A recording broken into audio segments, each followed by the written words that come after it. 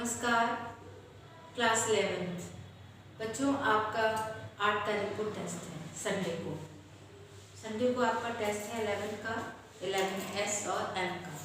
जो भी बच्चे मिड टर्म टेस्ट 1 नहीं दिए हैं वो कृपया दें, सीरियस हो जाएं, गंभीर हो जाएं। एक बार मैं रिवीजन भी करा रही हूँ, व्हाट्सएप पे मैंने डाल दिया है सिलेबस, और इसमें भी बता रही हूँ आपको, तो आप इसका ध्यान रखें। और ऑनलाइन टेस्ट 2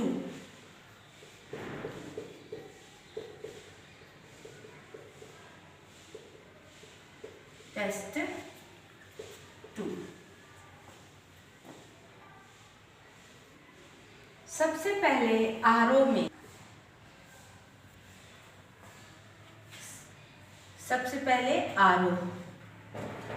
में आपका पाठ है मीरा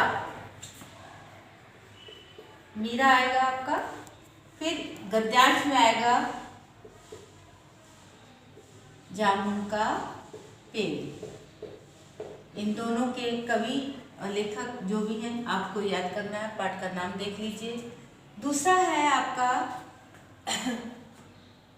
एक जो मैंने जनसंचार पर्व आया है अभिव्यक्ति और माध्यम में, जन संचार माध्यम, इंटरनेट है ना। जैसे इंटरनेट है, रेडियो है, मैंने बताया आपको कि कैसे पत्रकारिता, समाचार पत्र क्या होते हैं, डेडलाइन क्या होती है ना। इस तरह से मैंने काफ़ी कुछ आपको बताया है। कल एक वीडियो और डाल दूंगी, तो आप इसको अच्छे से और समझ लेंगे। जितना मैं करवा रही हूँ रिविजन सा हो जाएगा आपका। जनसंचार माध्यम से संबंधित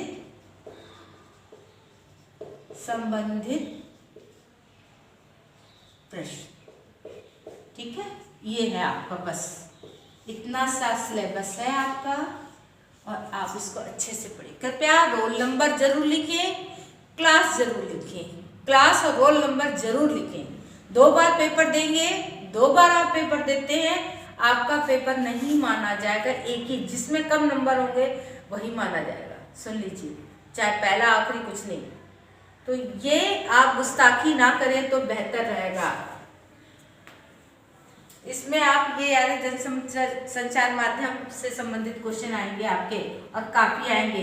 इसके काफी वीडियो मैंने डाले हैं, जनसंचार माध्यम से संबंधित लिखवा दिया है मैंने, बाकायदा एक तरह से फोटोकॉपी जैसी करके मैंने आपको भेज दी है। तो इसको आप जरूर देखें, वीडियो देखें, समझें, और अब आप इसको करें। मैं चलती हूँ मीरा पाठ से शुरुआत कर। मीरा पाठ, सबसे पहले मीरा, तो मैं पूछ सकती हूँ कि मीरा पाठ से संबंधित क्वेश्चन आ सकते हैं। मेरे तो गिरधर गोपाल दूसरो ना कोई। मीरा के प्रभु कौन है? इस तरह से क्वेश्चन हो सकता है।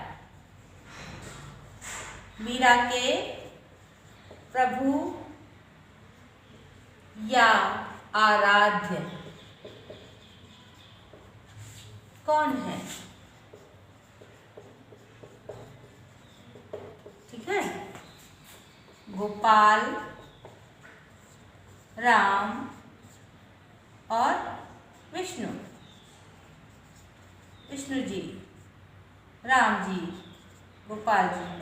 तो आप क्या, जो भी होगा इसमें ऑप्शन करके लिखिए, या ऐसे कर सकती हूँ, मीरा के प्रभु विष्णु जी हैं, सही है या गलत, तो आप उसको आप सब समझाएं। और ये तभी हो सकता है जब आप इस पाठ को अच्छे से पढ़ेंगे।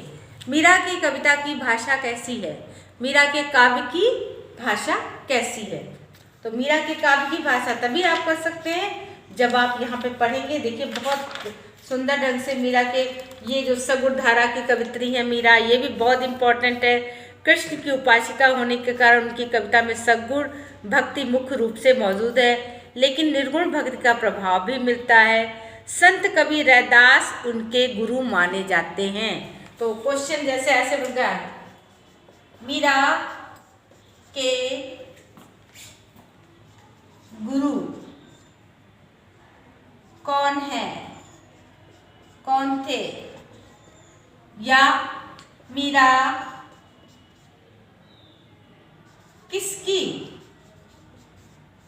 शिष्या थी। चाहे जिस तरह से भी आपका प्रश्न आता है, अगर आपने पढ़ा है तो आप कर लेंगे। इन दोनों का उत्तर होगा रैदास। रैदास इसमें लिखा हुआ ना, रैदास उनके गुरु माने जाते थे। बचपन से ही उनके मन में कृष्ण भक्ति की भावना जन्म ले चुकी, इसलिए कृष्ण को इन्होंने अपना आराध्य और पति मानती रही। या आ सकता है मीरा किसको अपना पति मानती हैं। मीरा किस काव्य धारा की कवित्री थी? भक्तिकालीन काव्य कवित्री थी। तो ये आपको तभी आएगा जब आप इसको, अब ये देखिए उनकी भाषा मूलतः राजस्थानी है तथा कहीं कहीं ब्रजभाषा का प्रभाव, ये मैं करवा रही हूँ। मीरा की भाषा, ये दिमाग में रिवीजन है ये, मीरा की भाषा। तो आप यही उठा के लिख दीजिए, मीरा की कविता का प्रधान गुण सादगी और सरलता। काव्य सौंदर्य आता है जब आगे बढ़ो तो बस सादगी है, सरलता है। दूसरी बात है कि और मुक्तक है, गे है, ये मैं आपको उसमें करवा चुकी हूँ। विरह की वेदना और मीरा की भाषा, भाषा में देखिए मूलतः उनकी भाषा मूलतः राजस्थानी, ये एक पॉइंट हो गया। दूसरा है कि कहीं ब्रज भाषा का भी प्रयोग है, तो ब्रज भाषा भी है, ब्रज भाषा का भी प्रयोग हुआ है, कहीं कहीं है। तो आप सीधा लिखेंगे राजस्थानी है, ब्रज भाषा है, ये आपको लिखना है। तो कहीं कहीं ब्रज भाषा का प्रभाव है। कृष्ण के प्रेम में मीरा दीवानी, मीरा पर सूफियों के प्रभाव को, सूफी प्रभाव भी कहीं कहीं दिखता है। सूफी प्रभाव क्या होता है?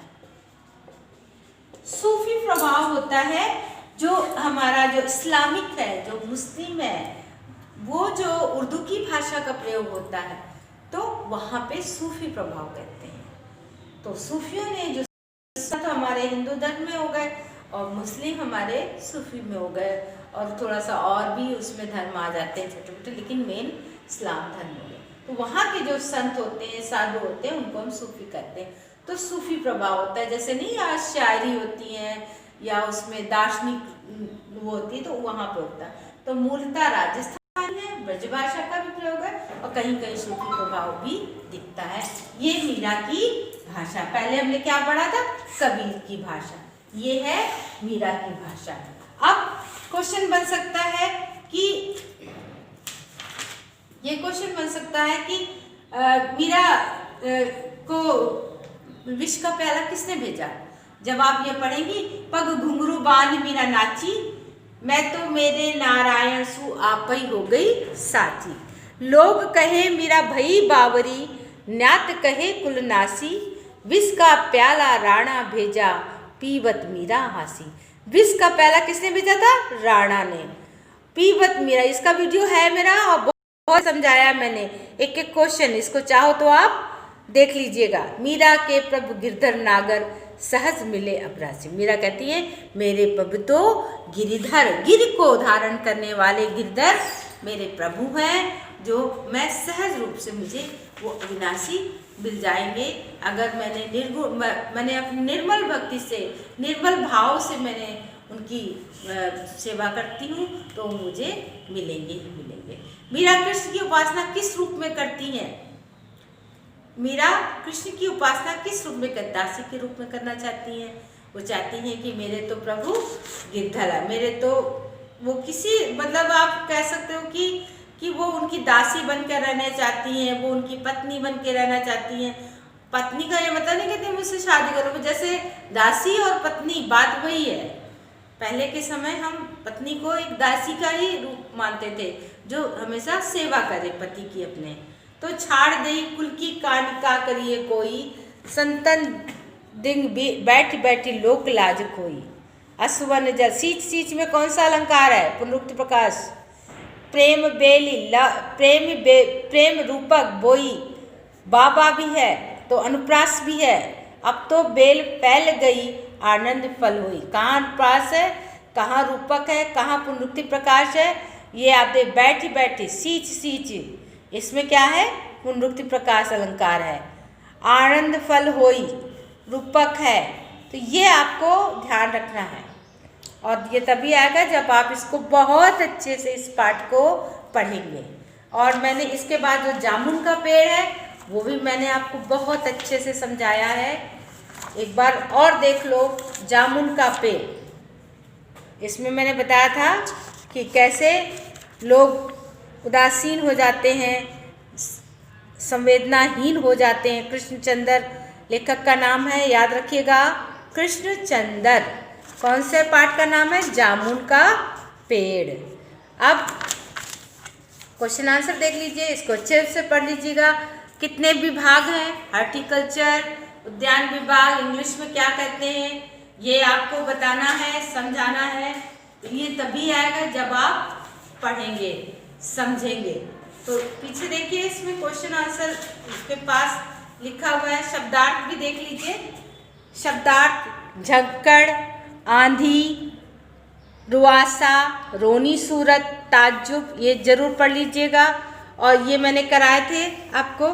अर्जेंट का मतलब क्या होता है, forest department member, deputy secretary, इसका अर्थ हिंदी में क्या होता है, तो ये पढ़ लीजिएगा, क्वेश्चन आंसर समझ लीजिएगा। रह गया आपका जनसंचार माध्यम। तो जनसंचार माध्यम आप अच्छे से क्वेश्चन कर लीजिएगा। कल देखूंगी, टाइम मिलेगा तो मैं आपको एक और वीडियो दोबारा प्रैक्टिस करा के डाल दूंगी। नमस्कार बच्चों।